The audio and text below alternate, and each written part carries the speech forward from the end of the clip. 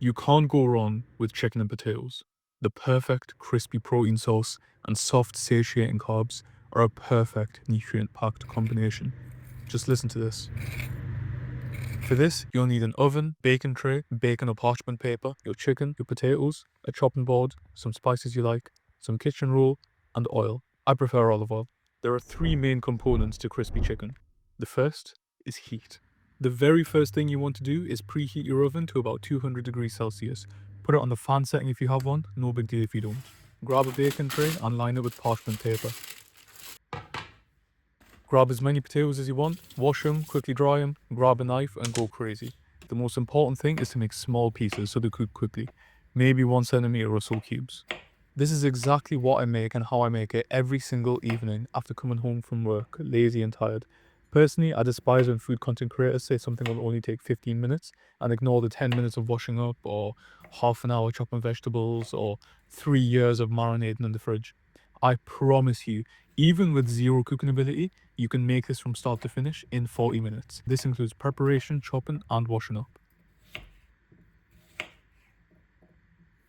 Once the potatoes are done, chuck them in the tray. For a reasonable amount of potatoes, 1 to 2 teaspoons of olive oil works well. Cover them in salt.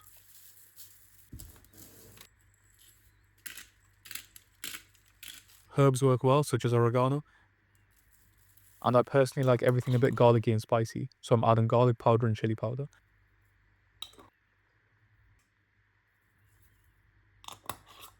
Now, mix it all up.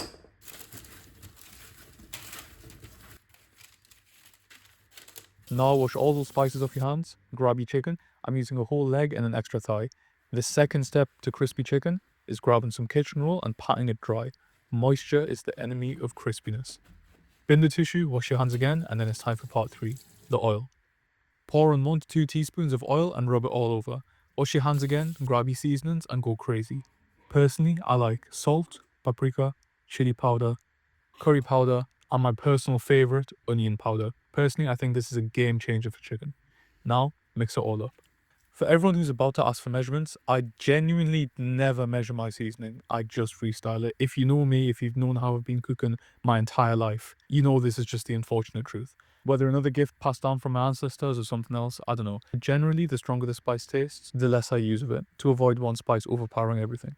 I've got a whole other video on seasonings planned for the future. Here, after mixing the seasoning with only 1 teaspoon of oil, I noticed the chicken had dried up a little bit too much for my liking, so I chucked in another teaspoon of oil. Anyways, slap your chicken skin side up onto the tray, and if you are just as quick as the oven, it should be heated up. Wash your hands, chuck the tray in, and leave it for about 20 to 25 minutes. If you do have chicken leg like me, you can leave it in longer, 30 minutes or more. It's near impossible to overcook chicken leg. While you wait, use this opportunity to wash up your chopping board, knife, spoon, just your general work surface if it got messy. Make sure you wash your chopping board very thoroughly. You do not want any raw chicken left over. It won't kill you, but your stomach isn't going to be very happy for a few days. After about 25 minutes, the chicken looks great, so you should have golden soft potatoes and crispy and juicy chicken. Put it on a plate, pour those tray juices over everything, and there you have the perfect cozy meal. Nutritious, cheap, filling.